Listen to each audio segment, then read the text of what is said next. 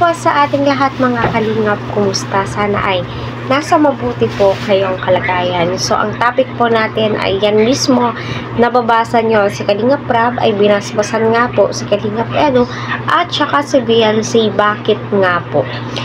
So, matagal din po natin itong hinihiling at grabe, nung nahagip lamang po siya ng kamera ni Kalingap Eds, grabe, nag-viral po yun. At napakadaming positive comment sa kanila. At sinasabing sana ay maulit-ulit yun. So, hindi naman po siya yung videohan, kundi ang mga tutulungan ni Kalingap Edu. Ayan, nila po sa ating lahat mga ka-Team Edsi, kumusta? Sana ay nasa mabuti po kayong kalagayan. Naway patuloy po natin suportahan si Kalingap Rab, Kuya Val at ang buong team. Huwag po natin skip ang kanilang mga ads para sa ganun nga po ay marami pa pong kababayan po natin ang kanilang matulungan at kanilang malingap.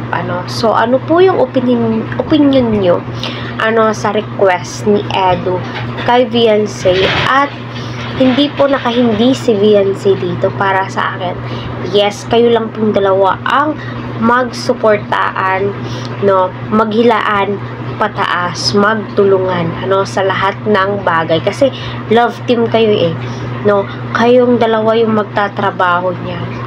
At excited ang mga viewers, supporters ng community ni Edu, and especially community nga po ni Beyonce. So, sana mapanood natin sila kahit na mahagip lamang po ng camera itong si Beyonce. Napakasaya na natin po doon at maraming salamat dahil nga si Kalingap Rab ay pinagbigyan niya po itong si Edu. Sabi pa nga po ni Kalingap Rab, baka nga daw po mangitim si Beyonce. Alam naman po natin, napaka puti ni Beyonce, kutis porcelana, diba? So, nakakatuwa yung may mga ganitong tao na napaka-supportive sa love team po nilang dalawa.